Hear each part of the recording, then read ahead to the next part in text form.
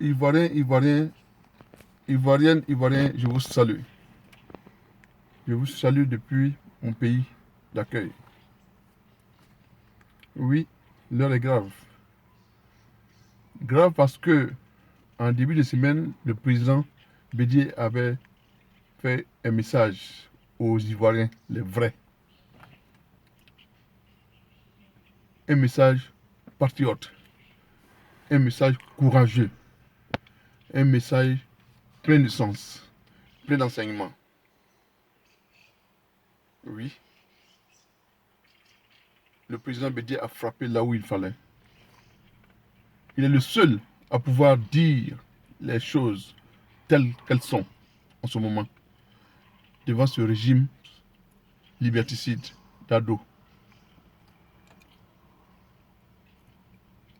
Et par après, nous avons vu le message de ce faux gouvernement qui contre-attaquait. Est-ce que ce que le président Bédié a dit est faux? Vous n'apportez pas la contradiction et vous faites des messages de menace.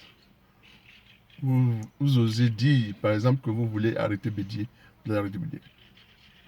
Si vous êtes garçon, si vous êtes des hommes politiques, si vous avez les couilles, excusez-moi du terme, touchez à un cheveu du président Bédié et vous verrez. Il ne vous reste plus que 15 mois pour partir.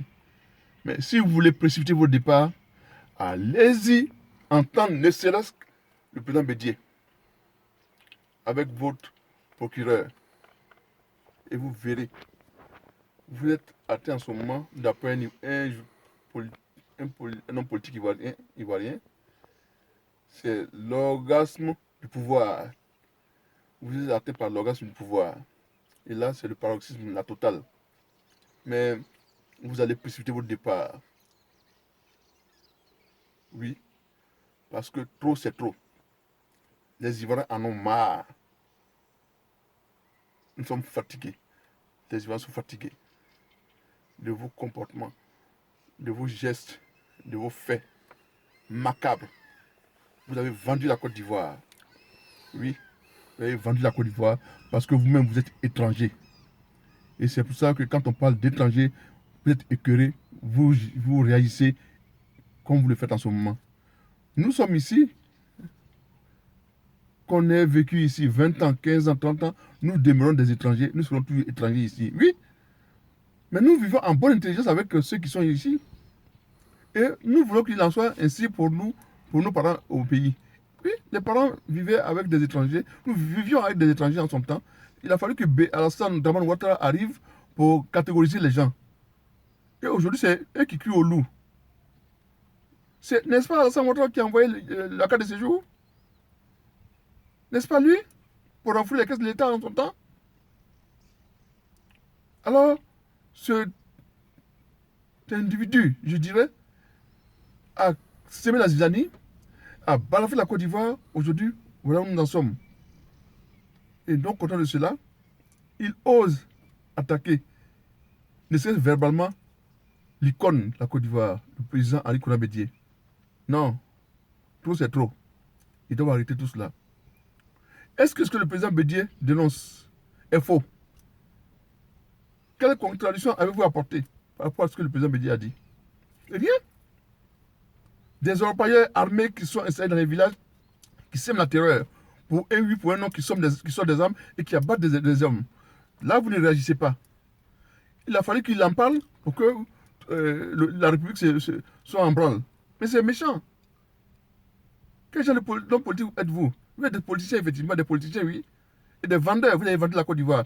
Mais la Côte d'Ivoire, le peuple sait désormais où se trouve la vérité. On ne vous parle d'Abobo. Vous ne réagissez pas et vous vous plaignez. Non, c'est pas bon, c'est pas sérieux. Ça ne fait pas sérieux. Le président Bédié, quand il était au pouvoir, je vous rappelle des faits. C'est le président Bédié qui a fait déguerpir Washington, qui a fait assainir Washington à l'époque. Mais avant de faire passer les gens, danser les gens, il a fallu qu'il construise des maisons à Biabou, économiques à Biabou. Le président Bédié a fait construire des maisons économiques à Biabou avant de déplacer les gens et casser et rendre la zone propre. Là, c'est ce qu'on appelle un homme de cœur. Le président Bédier a fait construire des maisons en géobéton à Gesco afin de déplacer des populations qui étaient dans des zones à risque. C'est cela un homme. Vous arrivez, vous déplacez les gens sans les reloger, sans les dédommager. Certains vont jusqu'à dormir dans les cimetières. On n'avait jamais vu ça en Côte d'Ivoire. Il a fallu vous. Et non seulement vous casser, vous donnez les parcelles à des riches et les gens sont laissés pour compte. C'est cela votre émergence là? Non, c'est inhumain. C'est sans visage. C'est sans visage.